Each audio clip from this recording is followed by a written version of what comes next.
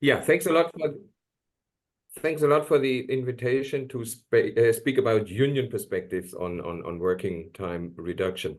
And in the following 20 minutes or so, I want to do this in four parts, basically. First, I want to have a closer look at the working time regulation in the EU, because that presents the starting point. We will see different starting points in different countries, which is important when we talk about union approaches to working time reduction. The second part will then actually look closer at how unions view working time reductions. I will then provide a few examples with different approaches in Europe, and then conclude with some lessons learned. Torsten, maybe you would like to press the slide button so that, yeah. Yeah, I did that and it didn't respond. It doesn't respond. Ah, now it does. Okay, perfect. Is that okay now? Well, it remains the same. No, you need to reshare your screen. Oh, I need to reshare. Okay, Yeah. doke. Sorry. I'll stop share. I share now. Which one is it? This one. Share. Oh, not much difference, Yeah. huh? Well, Is it okay now?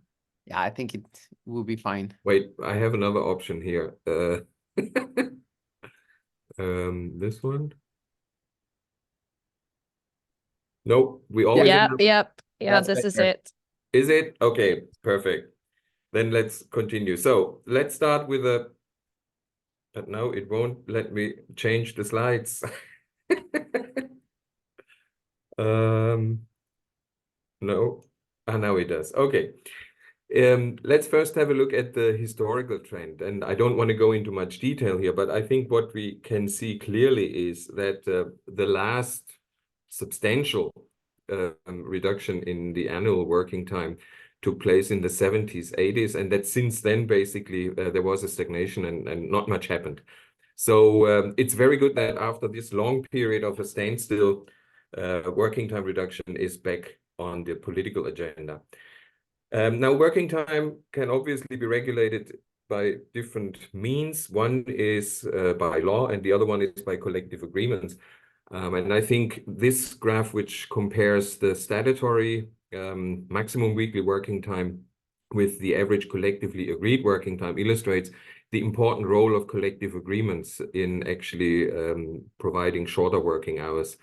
In particular, in the Western European countries, we see that the collectively agreed working time is considerably shorter than the statutory maximum hours of working time.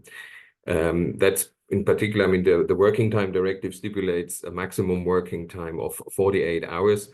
Some countries follow this example, like Denmark, Netherlands, Germany, and Ireland, but there we see that with collective agreements, we considerably have reduced the amount of the weekly working time. However, if we compare the collectively agreed working time with the actual working time, then we can see that mainly due to overtime, the actual working time is much longer than the collectively agreed working time. Basically, in almost all the countries, Croatia is the one exception where the collectively agreed working time is very close to the actual working time. However, this is for full-time workers, excluding part-time workers. And if we include part-time workers, then the whole picture changes a little bit.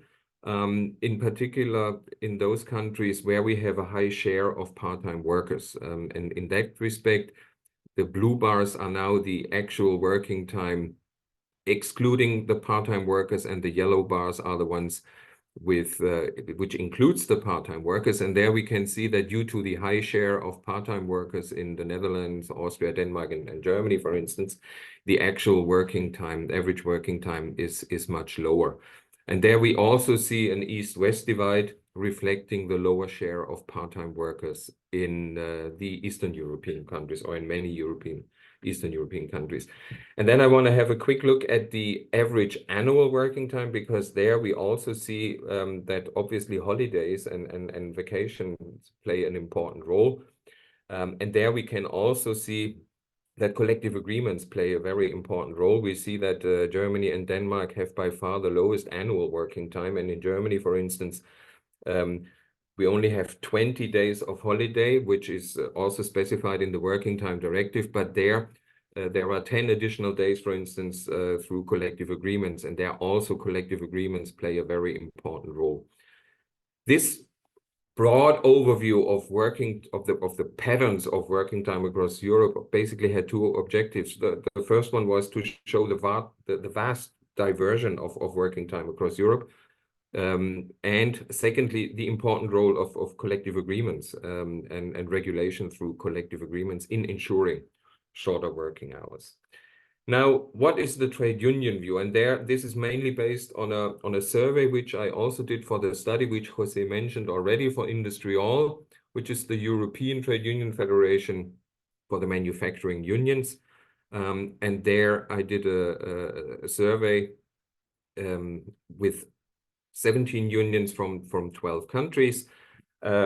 It's not representative, but it gives an indication of the why and how of working time reduction from a trade union point of view. But it's also important, and that's why I emphasize this is the view of manufacturing unions, because I mean, I've seen Richard Pondes here from the public sector unions, and there might be a considerably different view because of different starting positions. In the service sector, in particular the private service sector, we have different conditions, we have different wages, we have different working time arrangements. So this is the view of manufacturing unions. And there, I think the three most important reasons why they pursue a working time reduction is directly related to the work situation of the worker. I think that's very important. So the key reasons why they go for it is work-life balance, employment security, and health and safety. So the more overarching, one might say, societal justifications for a working time reduction, like environmental issues, gender equality, and so on, they didn't play such an important role. It's mainly those reasons that are directly related to the work situation of the worker. The how, and I think that's quite important in view of the discussion about the 4-day week, because the main objective of the unions was a general reduction of weekly working time. And I think it's important to see that the 4-day week as a specific means of introducing a working time reduction was mentioned only in 4 instances. So it can be done, a general reduction of working time can be done via a 4-day week, but not necessarily. I think that's an important finding from this survey. Now, if we look a little bit more closely on the different positions of trade unions, I think they are generally very supportive and they actually want a reduction of the weekly working time. But their views vary. And I've mentioned already the disparity between the situation in Central and Eastern European countries and Western European countries. And in many Central and Eastern European countries, we see that the key objective there is a 35 hours week. And that reflects the fact that working hours there are actually as a rule, much longer than in Western Europe.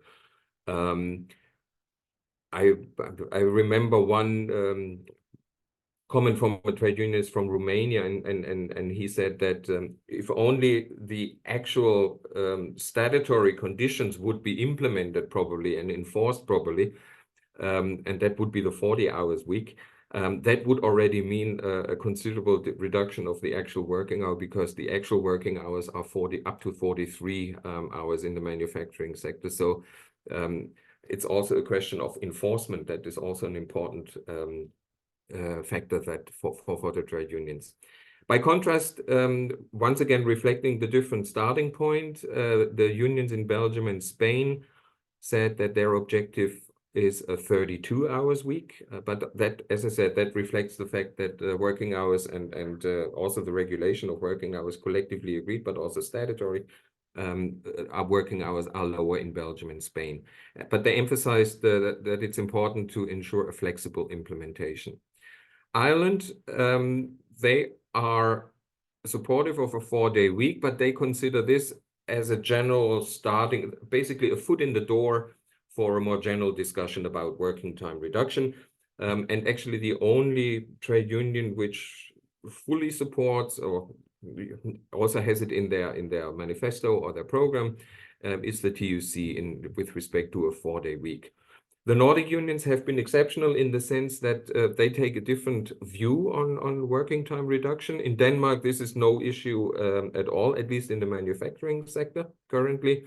Once again, reflecting the fact that Denmark, when you looked at the graphs I presented at the beginning, Denmark was always in all categories in terms of the collectively agreed, but also the actual working time on the left-hand side of the graph, which means with lower working hours.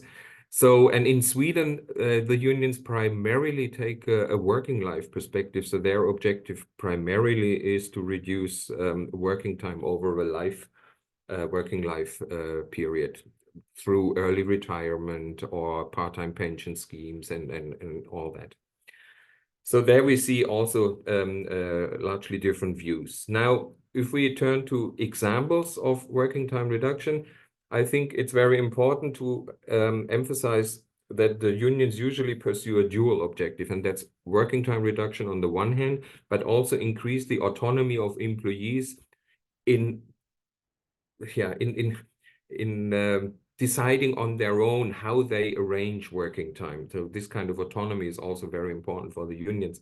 And then we see different approaches. We see company level approaches through flex time, working time accounts, and so on. I don't want to go into detail here because I want to focus on the sectoral models. And there we can basically distinguish 3 modes. One is, as mentioned before, the general collective working time reduction. The second one are certain optional models, which provide the choice between wage increases or more time off. And the third one then obviously is the 4-day week more specifically. And in the following, I will just quickly talk through these approaches. So a general working time reduction can be done via legislation or via collective agreements. But as we can see, and that just confirms my first slide with the historic trend, the high time of working time reduction was more recently at the end of the 90s, beginning of the 2000s. And there we see several legal changes, but that also reflects the discussion about the working time directive. But we see in Portugal, Italy, France, working time has been reduced by law. But we don't have more recent examples. In terms of collective agreements, it's the same. We have examples from the 90s, Denmark, Netherlands, and Belgium. One of the more recent examples would be Germany, where we saw the staged introduction of the 35 hours week in Eastern Germany in the metal industry. But apart from that, in terms of collectively agreed working time reduction, not that much happened. Then we see optional models, and that is also one way of reducing working time. And there, one of the forerunners was Sweden. In the 90s, they had a collective agreement with the option where you could convert a certain proportion of the annual income, here it was 0.5%, into some kind of time credits you can use to reduce your working time.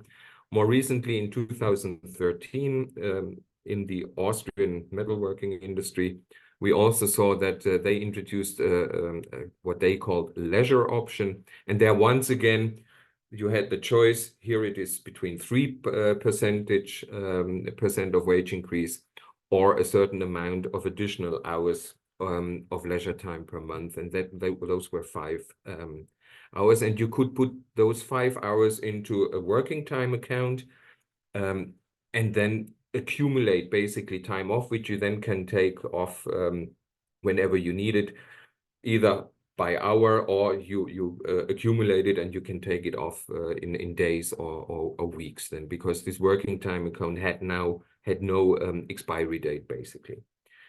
And then Germany, as another example, very much modeled on the Austrian example. We see that the German railway company, the Deutsche Bahn, offered this choice or this optional model where you had 2.62% of the wage increase or 6 additional days of holidays or a reduction of the weekly working time by 1 hour. IG Metall then followed 2 years later And there you could choose between the reduction of the weekly working time to 28 hours with a corresponding cut in wages. So this option was not that popular, but a lot more popular was the second option, where you had a choice between a wage increase and more leisure time for certain categories of workers, and that was particularly important for the shift workers, and they were mainly the ones that opted for the 8 additional days off. And that just shows that for certain categories of workers, working time reduction is even more attractive than for others. And then the 4-day week, I don't want to go into that much detail. I just want to highlight that to the 4-day week, there are different approaches as well, which can broadly be grouped into a campaign, a political, and a collective bargaining approach. In the UK, Ireland, and Iceland, we saw the campaign approach, and the unions were part of this campaign, but that was mainly driven by civil society actors, and the unions supported and participated in it, but they were not the main drivers. The key objectives pursued with these campaigns in the UK, Ireland, and Iceland were work-life balance and productivity. In countries where more generally the law plays a more important role in regulating the employment relationship, like in particular Portugal and Spain, but to some extent also Belgium, the 4-day week was a political initiative, mainly driven by political parties. And there we had different views of the unions. In Belgium, for instance, where a law was introduced that gives the option for a 4-day week, the unions were actually very much against it, because the Belgian model, it was not actually a working time reduction. It was basically a scheme of work intensification, because you had the 38 hours which you worked, they were not reduced, but they were squeezed instead of 5 days into 4 days, and the unions were strongly opposed to it. But it's often discussed under the label 4-day week, because obviously it provides an option for a 4-day week, but without a real reduction of working time. So from a union point of view, this is not really an attractive model of a 4-day week. And then we have countries like Austria, Germany, and also Iceland, and I will say a little bit more about Iceland, where collective bargaining is the main tool and where trade unions are the main drivers. And in those countries, safeguarding employment is a very important motivation to pursue a 4-day week or a collective working time reduction. Now, Iceland is an interesting case, because there it was actually one of the many pilots which we see across Europe. And there the objective was actually not the introduction of a 4-day week, but the reduction of working time, and to explore the implications of a reduction of working time.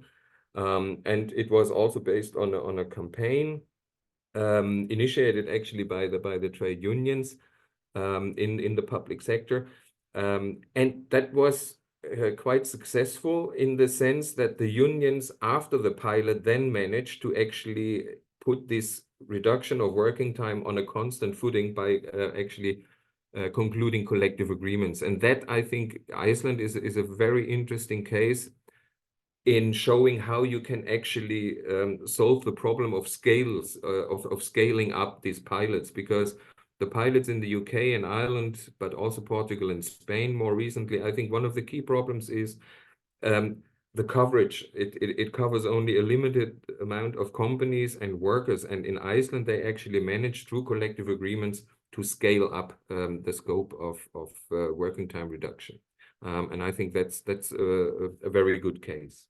Now, lessons learned, and then I'm at the end already. I think the examples which I saw in the manufacturing sector, but I think we can generalize that, is that every working time reduction is different. And that also applies to the 4-day week, where we have one concept, but every implementation of the 4-day week is different. And it's very important from a union point of view to leave room for flexible implementation. And in this flexible implementation, it's crucial that works councils or trade unions are involved in the implementation at company and enterprise level, because they are the actors that actually know the situation and that actually can also sell the concept to the workers. And I think that's very important. You cannot introduce a thing like that against the interests of the workers if you want to reap the benefits from the management side as well. I think another point is the importance of work-life balance, and there is crucial is the link with working time reduction with an increase in working time autonomy, i.e. the capacity of the workers to influence their own working time arrangements and to have this autonomy. I think that's very important. And then, of course, I think, and that's also important for those models like Germany, Austria, where working time reduction is mainly pursued via collective bargaining. I think you still need a narrative to actually pursue this objective, and that's why it's very important to influence public opinion as well. And that's where you then link the collective bargaining approach with a campaign approach, I think, which would make sense. You need to communicate to the broader public why working time reduction is important and why it is the right thing to do for it to be successful. And I want to leave it at that and get it. Well, but there is an advertising part. If you want to read further on material from the ETUI, where first of all, there's a study mentioned by Jose already, Friday on My Mind, but then there is also a very good publication by my colleague Agnieszka Piasna, together with Stan de Spiegelare, who is now working for Unie Europa. And they produced, it's a while ago already, 2018, 2019, but still very worth reading, because they provide a very good overview of the general argument of the why and how of working time reduction. So, and now I really want to leave it at that and stop sharing and go into the debate. Thanks a lot. Thank you, Torsten. And yes, highly recommendable, both publications. I guess while we start having people raising their hands for questions, I have one on top of my head. So I was intrigued by these two approaches that you described, one collective bargaining and the other legislation. But I mean, my question would be how they also interact with each other, because I'm assuming that legislation, or actually that's my question, what patterns do you see in the legislation? Who is driving that legislation? Is it leftist political parties, or is it in the agenda of the unions pushing it into the political system? And also on the other side, in collective bargaining, what enables that discussion? Is it the labor legislation and the employment relations system that in specific countries facilitates more that unions are interested in negotiating working time? Do you see a difference between the employment relations system of some countries in comparison with others? So I'm interested in these dynamics of the two, the collective bargaining and the legislation part. Mm-hmm. Yeah. Well, I think you see all sorts of dynamics. Let's take the example of Belgium, where, for instance, the collective reduction of working time by law was preceded by the conclusion of a collective agreement. So the collective agreement actually influenced law. But then obviously you see other dynamics as well, where the law influences bargaining strategies, and basically they take the reduction of legislative working time by law as the starting point for further initiatives then in terms of collective bargaining. So I think you see all sorts of interrelations between law and collective bargaining here. In general, however, I think, and these are the examples where you have 48 hours as the maximum working time, weekly working time. Now, obviously, 48 hours is a huge amount, and there you see that the trade unions through collective bargaining managed to reduce that maximum weekly working time considerably. And now the different approaches more generally.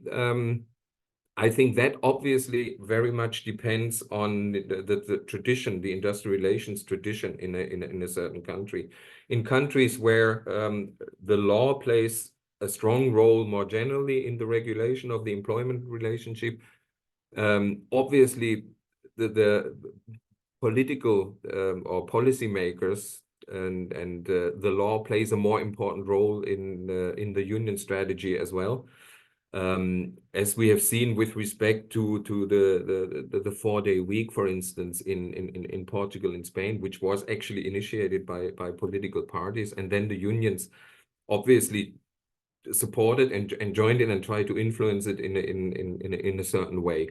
But I think in particular in Central and Eastern European countries where collective bargaining is underdeveloped and where the law plays a very important role in regulating the employment relationship, the law will play a very important role. And the key would there actually be to develop collective bargainings more strongly, so that this can become an alternative to actually the legal regulation of working time there as well. And there still needs to a lot of work needs to be done to get this complementary relationship, because very often what we see in collective agreements in Central and Eastern European countries, not only with respect to working time, also on other aspects, is that collective agreements very often only repeat what's in the law. And I think we have to change that dynamic, that collective bargaining and collective agreements actually influence what's in the law. So I think that, and there I miss the interrelationship which I see in many Western European countries. I miss in Central and Eastern European countries. Was that a question within the survey? What strategy did these unions prioritize for working time reduction? It was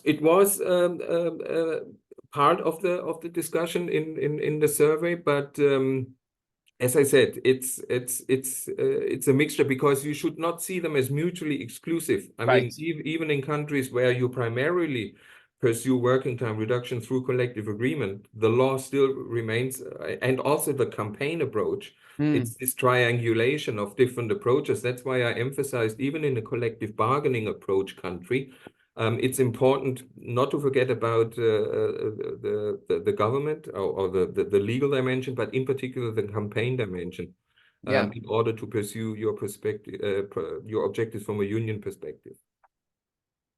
That's a nice insight, how to see them as complementaries. So I wonder, yes, India has a question. Thank you, Jose. Thank you, Torsten. That was, really, really interesting and really clear slides as well. I was wondering whether you have any insights into what kind of the common pushbacks or kind of responses from employers against the collective bargaining agreements that are fighting for working time reduction in manufacturing are. Is it kind of threats of relocation or in relation to automation? Thank you. Well, I mean, currently, with the skills and labor shortage, that's the key argument, saying, well, we have skills shortages anyway, and now you want a working time reduction so that we can actually make use of the people we have even less. I mean, what they ask for is rather extending working hours for the workers they have at the moment, because they find it difficult to get workers. And I mean, the reply from a union perspective would obviously be that working time reduction, increasing work-life balance and autonomy for workers in arranging their working time makes a company or whole sectors more attractive. And so that would actually be a way to attract more workers in times of labor and skill shortages. And actually, that was one of the key arguments IG Metall had when they pursued working time reduction in the latest negotiations in the steel industry, because that was also, the narrative was also, we have to reduce working time, first of all, to prepare for all the possible changes in terms of the dual transition, digital and green, in the steel industry, but also to make the sector more attractive and to attract more workers into the sector by having more attractive working conditions in the sector. So that's one pushback. And then I think the whole discussion about the 4-day week basically tells us what the employers' arguments are. It's too expensive, because usually, and as a rule, the unions want working time reduction at full pay without reduction of pay. So the usual argument is that's too expensive, we cannot afford this.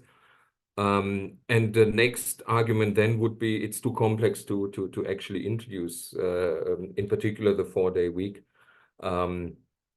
So these are the usual pushbacks you see. Thank you, Torsten. So, Agnieszka? Yeah, thanks. Thanks for the great presentation. And on one of the concluding slides, Torsten, you showed the approach of unions to shortening. And what's remarkable for me is that actually it's the union demand to make it more flexible. So yes, tailor-made to different needs, also individual needs, and then emphasizing working time autonomy for individuals, which in itself sounds fine. But what we know is that from history, when there was a push for more flexible working time arrangements, more individual choices, what we ended up is normalization of non-standard working hours, that then we got rid of paid overtime as a society, not we personally. But that had negative consequences for workers in terms of working time. It made reduction actually difficult, no? Because the part-time was used to fill all sorts of needs at a very low cost to employers. So I'm surprised that unions put this as a demand together with working time reduction. So especially that quite often this is played against them in the actual negotiation. If I'm not mistaken, you will know more with IG Metall, when they negotiated the agreement that you showed on this slide of shorter hours, what they sacrificed is actually the control over working time. So the company had more freedom in using overtime with the same, so it came as a package.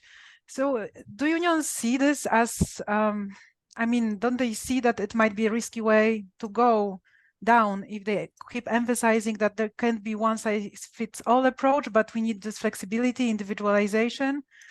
And if I may, just another question, kind of related, do you think it is possible to achieve working time in this incremental way, dispersed way, when everyone does something different, or should that be just at once, decide on the new norm before it was from 6 days to 5 days, let's say? Should that be just one common demand and not this like 1 hour here, 1 hour there, not to dilute the demands? Thank you. Yeah, I think when I say flexible implementation, I don't mean individualization of regulation. What I mean with or what the unions I spoke to mean with flexible implementation means that every company has different starting conditions in terms of working arrangements, and that need to be taken into consideration. In the, let's take the steel industry, where you have different shift models, and so you cannot prescribe one kind of implementation. So you need to take into consideration that within ArcelorMittal there are different shift models than within ThyssenKrupp, and you need to take that into account. That's what I mean with flexible implementation. I don't mean individualization, because in that respect I completely agree with you, Agnieszka, that would be dangerous, because there we would surrender too much control to the employers. What I mean with individual autonomy, I basically mean that what workers enjoyed when the experience of the Austrian leisure option agreement, but also the IG Metall agreement was evaluated, that was that they can decide, do I want wage increases or do I want more days time off, and how do I use those additional days off I get? Because there is also, I can use them in a working life perspective, because there are phases in my working life where I need those days more urgently than at other phases. For instance, when I have to take care of kids or of my parents or whatever. So it's these kind of, how do I use these additional days off? That's what I mean with autonomy. But I definitely don't mean the individualization of working time reduction. And that brings me to how should this be pursued? Well, I think you should, with the union should pursue sectoral approaches where they define a certain framework within which then the various working time reductions can take different forms in different companies. But the general pattern should be set in terms of implications for wages, full wage, or as it was in the case of IG Metall, partial wage compensation. So those indicators or parameters of the working time reduction should be defined by a sectoral agreement, but then within these parameters, companies should have enough flexibility to implement it according to their circumstances. And that's why I think why I emphasized why it's so important to have the works councillors or the company level union reps be involved there as well, because they can make sure that then the concrete implementation at company level complies with the sectoral demands and needs of the unions. Miklos? First, the general question about the presentation and the overlap with the report that you linked here. Are these very much the same, or the things that you have said today are different from the things that are in the report? That's a general one. I can just support, so what you said about the Central and Eastern European region, I can just support all of those things for Hungary. Very true, everything that you said there. There will be 2 or 3 small data questions, but let me just listen to your first more general answer. Yeah, well, the report and the presentation, they broadly overlap, but I added a few things to make it more specific from a union perspective, because in the report, the discussion about different models is more general. And here I put in a few more details from a union perspective, yeah. And you mentioned quite a few of these optional working time reductions. Is there any source where we can see how popular they are? How popular the Deutsche Bahn option is? How popular the Austrian option is? I know something about the IG Metall options, but how do you get information on that? Do you read German?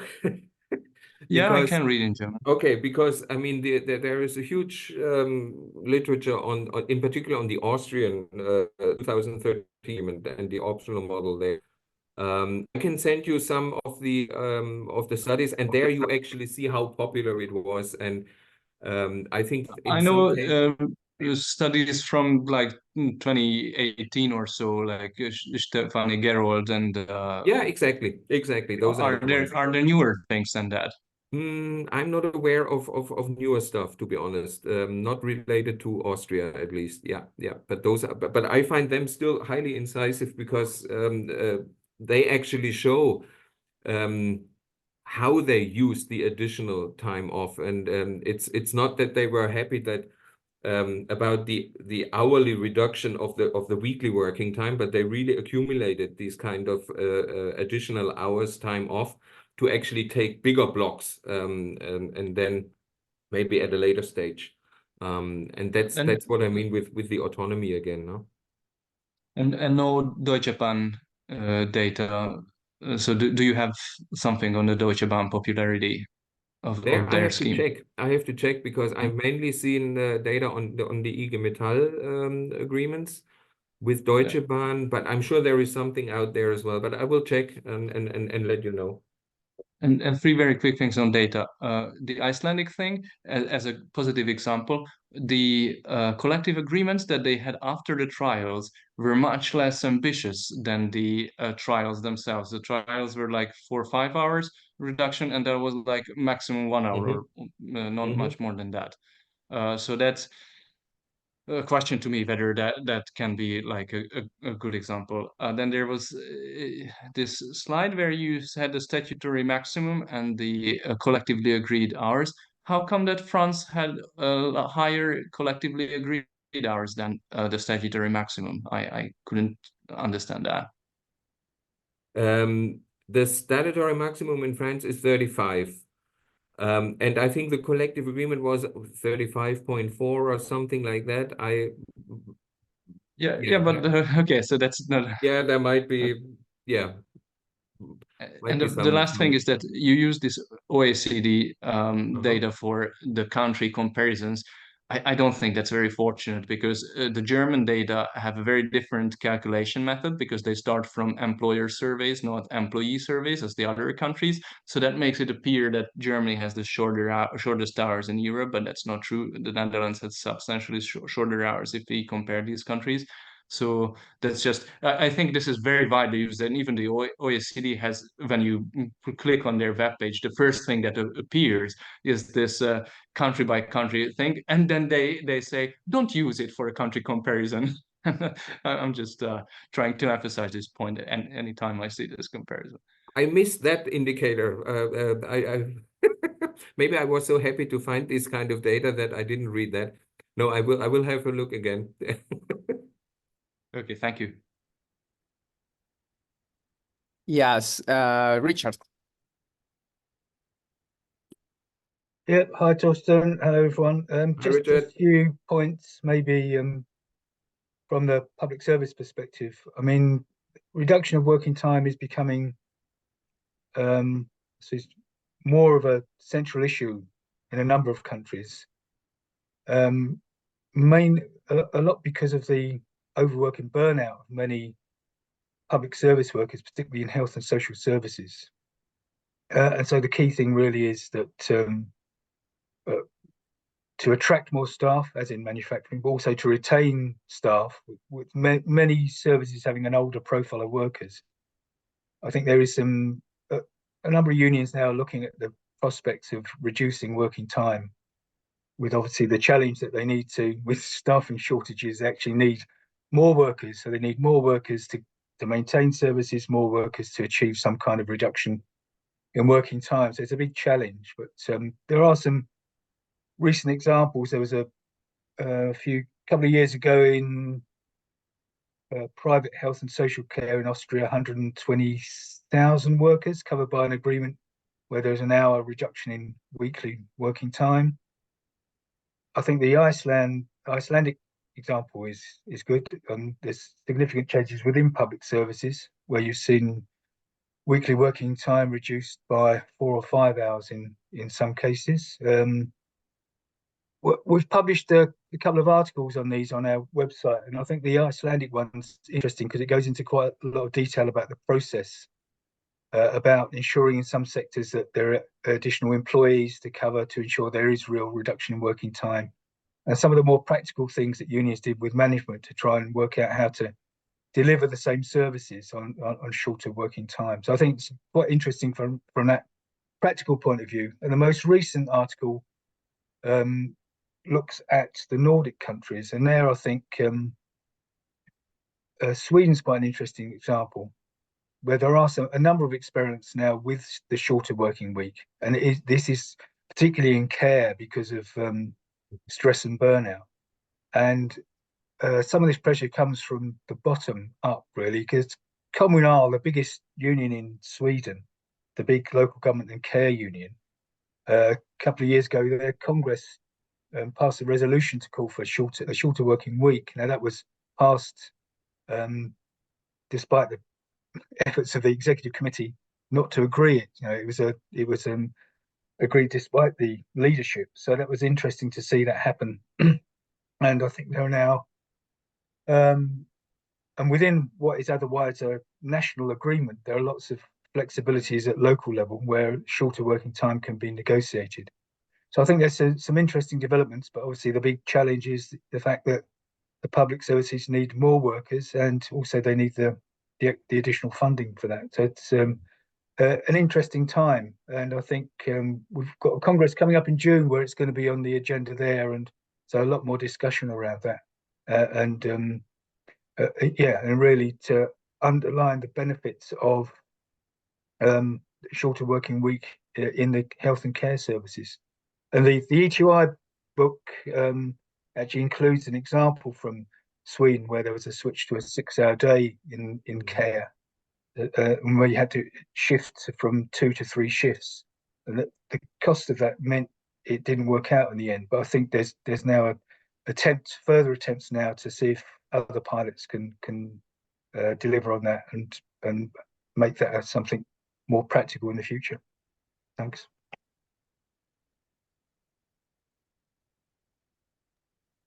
Torsten, do you want to comment something, or do I move with the next? No, I think I completely agree with everything Richard said, as usual, Richard. Okay, so Alex. Thank you very much. Firstly, I just want to urge sort of everyone that has any data or any links or anything that you mentioned to just share the links in the chat. It's great if we can all sort of share these resources. It's very useful. Also, yeah, some other thing that Richard said, there's some interesting things happening in Sweden at the moment. We have some members of the network from Kommunal who are reporting back, and we are doing hopefully some part of the network's conference later in the year is going to have that sort of work between how do we compare work time reduction in the private sector and in the public sector because of these kind of conversations. Sweden has recently oh no, I won't talk about that. My question to Torsten was so you said that there are one of the first slides you had were looking at the motivations why unions are engaging with work time reduction, and sort of seeing that sustainability is one of the motivations, and I think this is interesting because it, compared to old literature, almost suggested that the labor movement was anti-sustainability because they saw that sort of green movement as a threat to labor rights, and that trend seems to has changed, but you still show that it might not be one of the key motivators due to sort of. So how would you recommend that? I'm really interested in the sustainability side of work time reduction, and I think unions are a key sort of collaborator for making this happen. What do you think is the debates that needs to happen between the sort of activist researchers in that field and unions? How can we sort of work together on this? Well, first,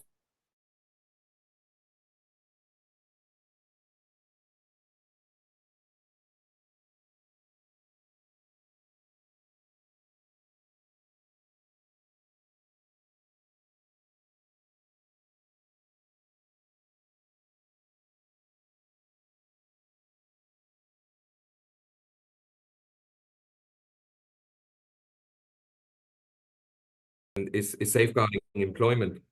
So in that respect, if you speak to a worker in the Polish mining industry, it will obviously be difficult to convince this person and the unions representing the interests of these workers to pursue, at least in the short run, a very green agenda. But I think it's important to a certain extent also accept the complementarity of the two movements, if you want to put it like that. And there are certainly areas where you see overlaps and where you can work together. I mean, and I think unions become more and more open to work together with civil society organizations. And in the green area, more and more have it on their agenda that the definition of growth should change. We have to look at economic growth from a different and from a more sustainable perspective. So there is an opening towards the green agenda, if you want to put it like that. But I think it simply takes time, and we are still in this process of where unions acknowledge the legitimacy of other civil society actors in what the unions traditionally perceived as their core area of interest representation. So in that respect, I think there is an opening, but maybe Richard can chip in there more about how unions pursue or perceive cooperation with other civil society actors. Yeah, I can make a quick comment if you like. I mean, I think it varies a bit from country to country. In certain countries, there's a bit of suspicion, but I mean, certainly at European level, we've generally said that around issues about certainly about climate change, it's very important for us as a European Federation to work with other organisations beyond the labour movement. And actually, we've done that in a number of different ways. We've also done it in relation to the European semester and on quite a number of other issues, public investment, public services. So there's I think, and it would be good in this case to have those same links around this key issue. I mean, particularly because in public services, any proposals to change working time, change the working time patterns is going to have an impact on citizens and services. So important that link's made. Thanks. So I have a question here from Margareta in the chat box. Could you comment, Torsten, on the demands of CGT France and CGIL in Italy for the 32 hours? Is there something you can share with us?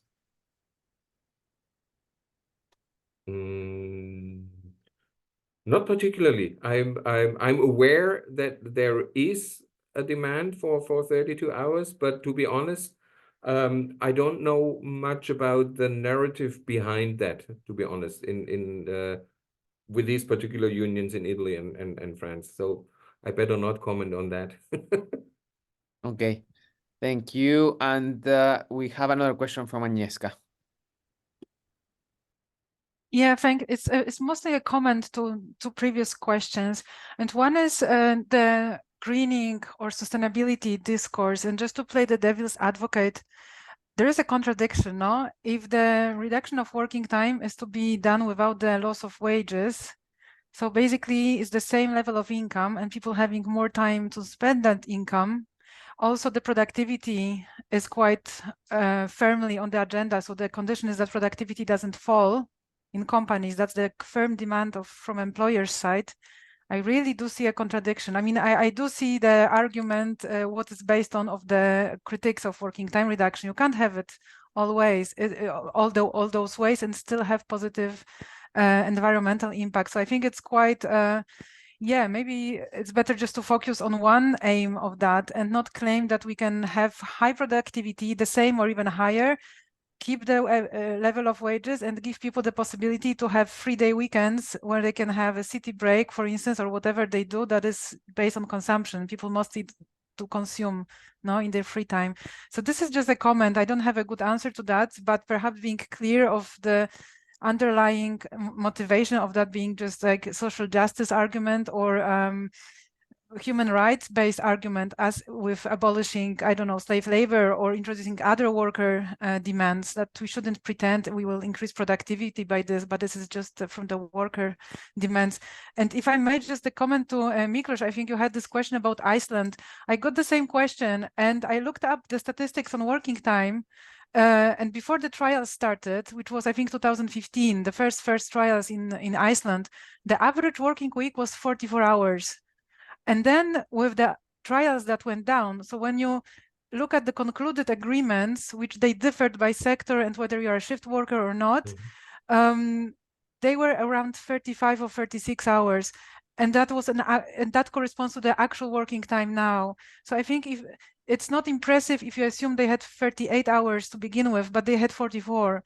So the drop actually is more substantial than you would assume. There was just a lot apparently overtime work made normalized in their very, very long working weeks. I don't know if this is actual response, but this is what I found as the justification in the data. Can you please share that data? Because I also tried to look it up, and depending on what data source you use, you may have quite different things. I also sent a letter to Gudmundur Haraldsson, who was one of the authors of that report, and the picture was not as positive as the things that you have just said. I don't know, so I'm still trying to understand this case, but I would be very happy to look at the data that you used. So if we can this was the share those, Eurostat. No, it's just normal Eurostat data from actual weekly working hours. So the actual, because the 44 hours wouldn't be the contractual or normal, what's in the contract. That was clearly overtime. So, and then that's what it looks like.